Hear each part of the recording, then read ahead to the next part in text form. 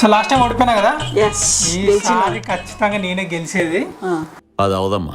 మళ్ళీ అదే 500 పెట్టు, చూద్దాం ఈసారి. 500 కూడా నాదే, గెట్ రెడీ.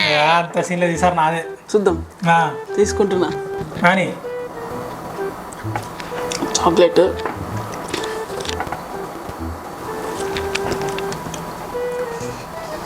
వెనీలా,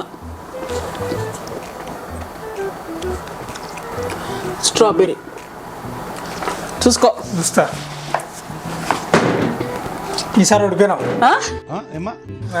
ఇది అంత సీన్ లేదు, ఈసారి నేనే